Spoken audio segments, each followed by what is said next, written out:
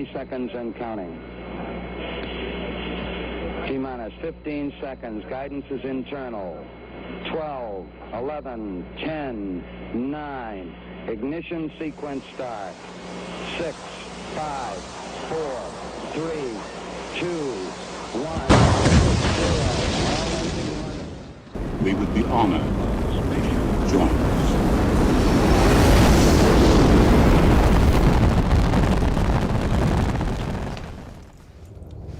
Oh, how cool is that? That's the original countdown clock, built back in 1969. It operated throughout the Apollo and shuttle missions. That's pretty cool. Yeah, it's so good they've kept it and put it here at the complex for everyone to have a look at. The most famous hangar Such a huge on place. the industrial area, the whole area is that one right there, Hangar S. That's where the Mercury program ran from. The 7 original Mercury astronauts lived and worked in Hangar S. Their capsules were processed in there. You know, like Alan Shepard, Gus Grissom, John Glenn, Scott Carpenter, Wallace Sherrock, Gordon Cooper, Deke Slade. Those are the 7 guys. They lived and worked in there. Remember, we used to launch chimpanzees and monkeys in the early days, too? They were kept in there, too.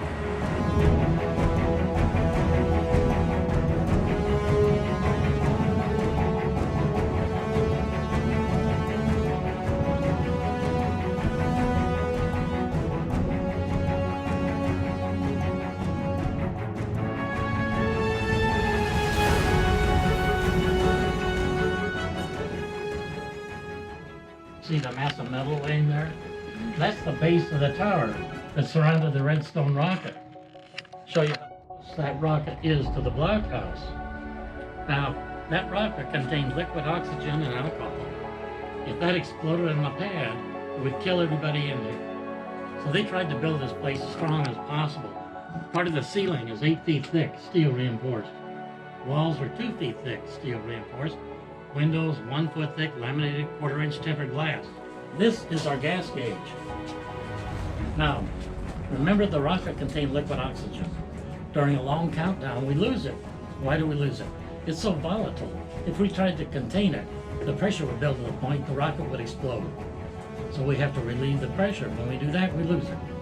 So to make sure we had enough at T0, we weighed the entire Redstone rocket with that big scale. And when the needle would drop, we'd add liquid oxygen to bring it up to the right weight. Now, this is all back in the 50s. We used anything that worked back in those days. And that work did a good job. You know where it came from? Truck stuff. That's what they used to weigh trucks along the highway. Most of it. Okay, this is our guidance system.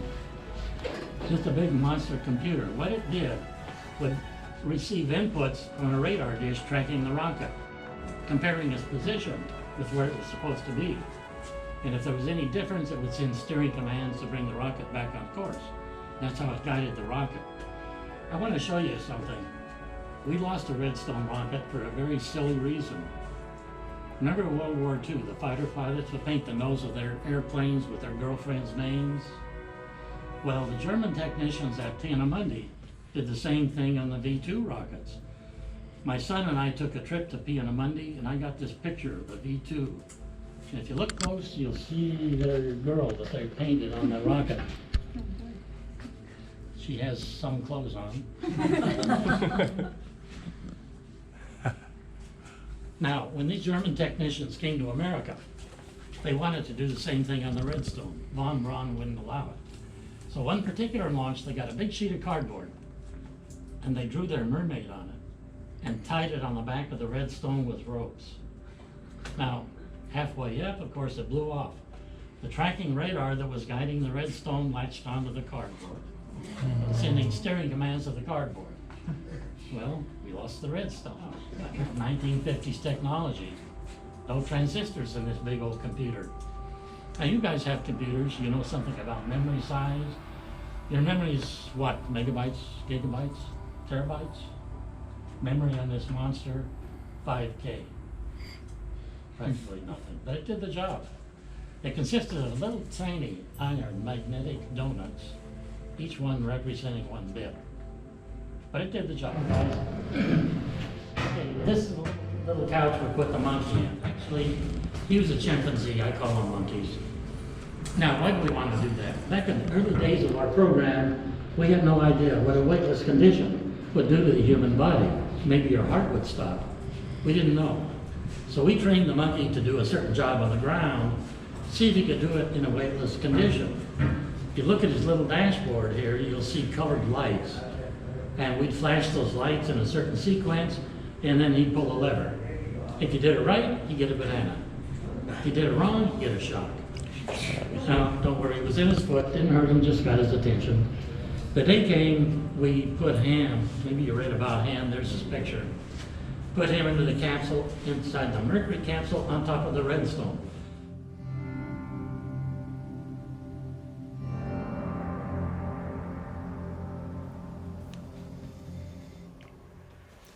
Wow, this is a very rare engine. These were used in the V2 rockets. They were built in Nazi Germany and used in World War II against England. Yeah, it's an amazing but sad piece of history there. That it is. If you look at the heat shield in the back, you can see the burn marks where it re-entered the atmosphere coming back. Now, this is a two-man capsule. One of the men would sit here and one on the other side. Have a look at these burn marks. That is just incredible. Can you picture this thing as a ball of fire coming through the Earth's atmosphere, and here it is in front of us to look at. That's intense.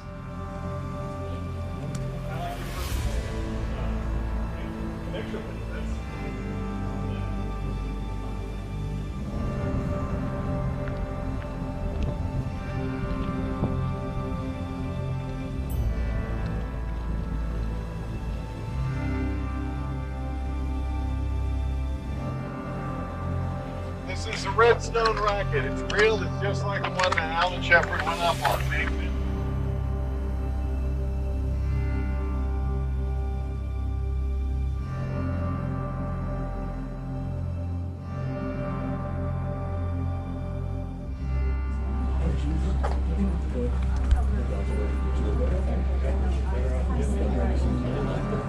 But firing room 5, right out there, that's where we launched Alan Shepard. Now, in January of '61, we launched the chimpanzee Ham out there on a redstone rocket just like that, too. Then in May was Alan Shepard's turn, and in July, Gus Grissom was out there, too. So the room is set up pretty much the way it looked the day of the Alan Shepard launch. Very primitive old system there. Right above your head, right above your head. Is that little box up there? That's the countdown clock. So the guy that pushed the button to launch Alan Shepard sat here, but the main guy. We got 32 of you here today, 33 with Bart. And there were 107 people in this building the morning of Alan Shepard's launch. 107, okay? So it was crowded like this, every little area. And every one of those people smoked cigarettes. And they had ashtrays built into the consoles. But this is the firing console. This is the one that launched Alan Shepard. The cutout is here in the plexiglass. This is the button, firing command right there. You can push that button too.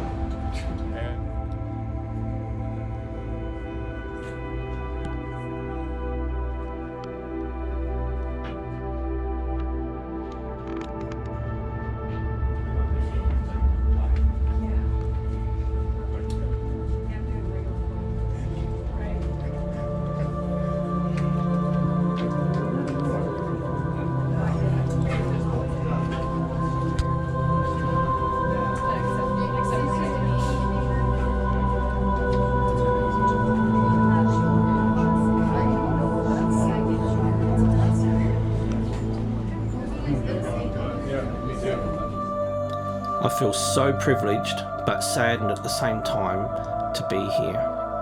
Absolutely. It was 1967. Apollo 1 sat on this actual pad with 3 astronauts strapped inside. Gus Grissom, Ed White and Roger Chaffee. It was a dress launch rehearsal, but a fire broke out in the capsule, killing all 3 men. so sad for their families. Look how far the burn marks go. Yeah, that's from the blast from all the launches. It goes out so far. One of those deflectors out in the distance would have gone underneath the launch pad, so the blast would have been coming down either side of that and scorched those bricks.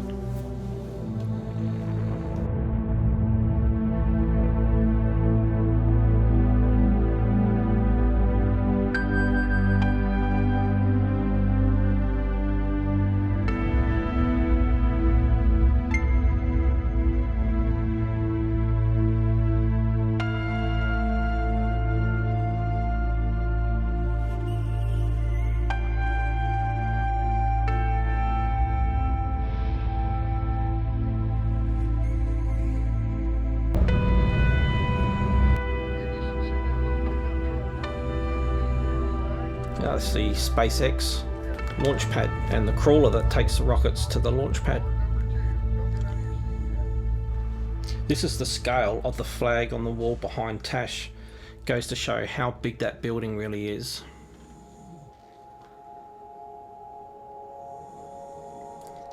This is the gantry for the space shuttle.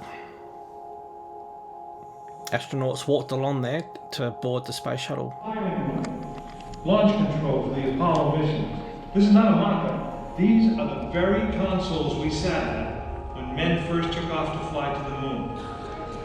You are now in the final minutes before the launch of Apollo 8. Right here, where it actually happened.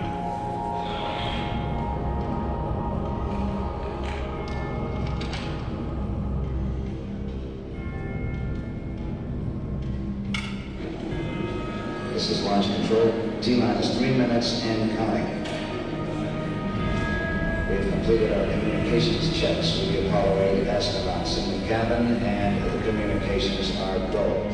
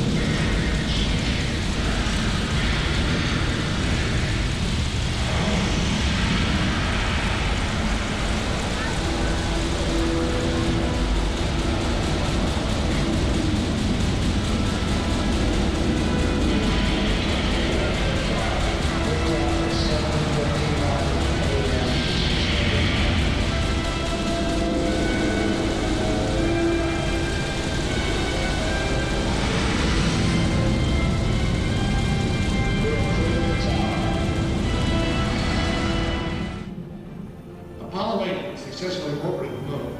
The astronauts returned safely to the Earth. I know. I'm Jim Lovell, and I was one of the crew of this spacecraft, Apollo 8. Oh, this is a childhood dream to actually see an Apollo rocket in real life. How far does it go? Quite a way.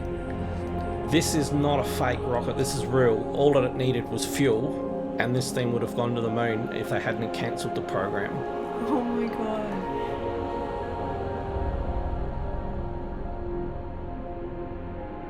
It's unreal. You see it on television, but to see it in real life, this is amazing. Wow. Never thought I would see a rocket in real life. It just keeps going. Yep. This would have been going to the moon. All the money they would have spent on this, and it never got used. I'm just so glad they didn't scrap it and they've put it here for everyone to see. Yeah. It's very impressive. Isn't it? It just keeps going. Yeah. Look at the detail.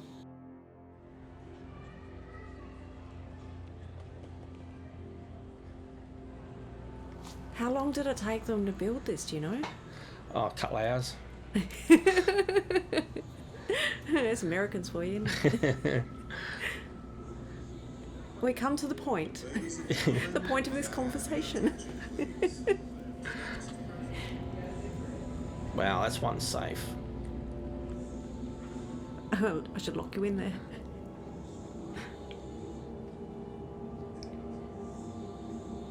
So you'd be happy locked away in here, though, anyway.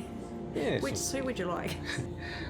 This one's got moon dust all over it. So this was Alan Shepard's suit, and on the legs is still got the moon dust from when he came back. Oh, wow. In actual fact, he went ass up on the moon and fell over.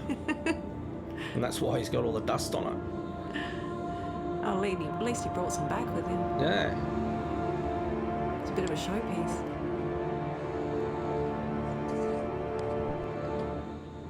Well, that was all nice and white when it left. It's come back a bit burnt.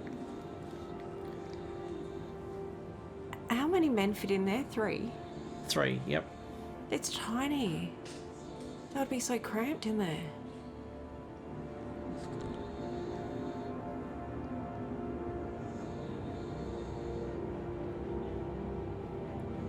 And this is what got around on the moon. Yeah, that was just put together from bits and pieces left over. This is incredible.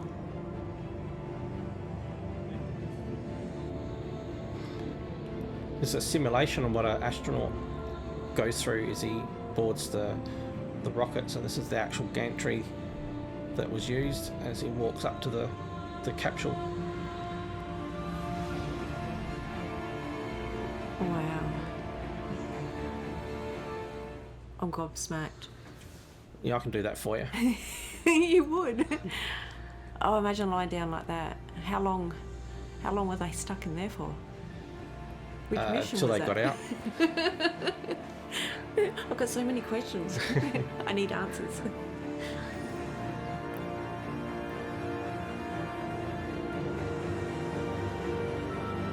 Everything is just massive here. I feel so little.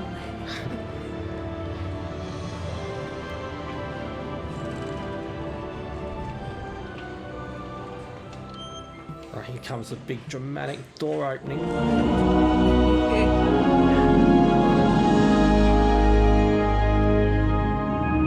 Endeavour Houston on the Big Loop. We're following you in docking med power up, and you have a go for docking. Hold for deorbit bar.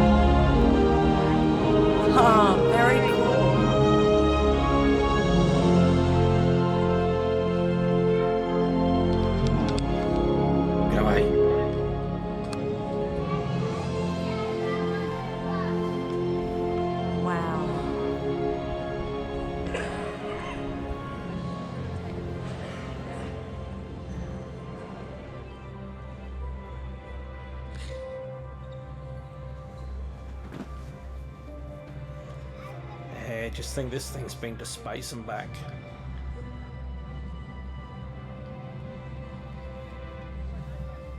Wonder what it'd be like.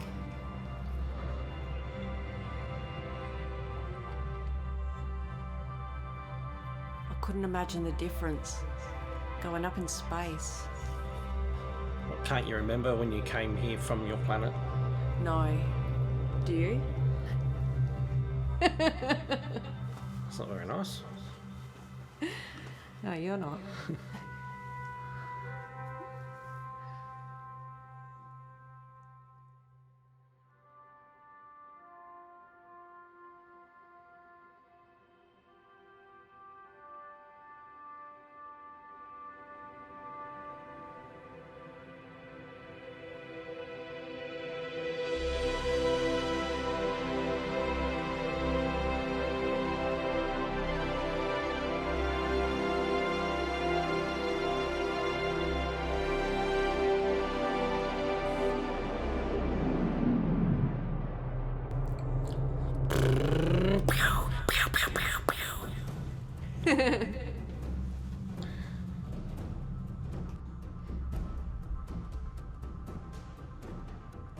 Ooh, moon rock.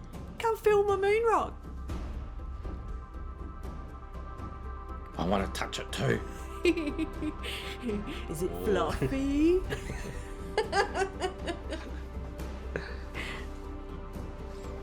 Go robot. This place is just massive. We haven't even seen it all. No.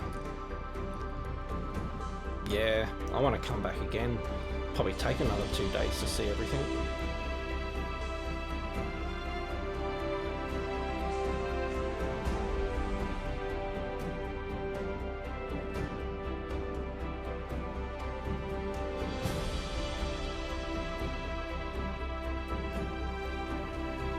It's the Mercury rocket. This is what they launched from Pad 34 that we saw earlier. Okay.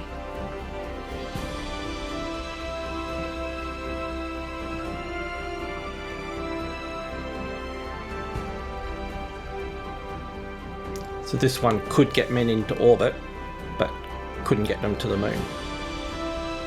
So they did try.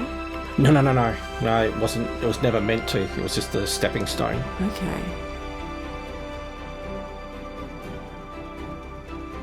So there's a lot here that has just never been used. Yeah.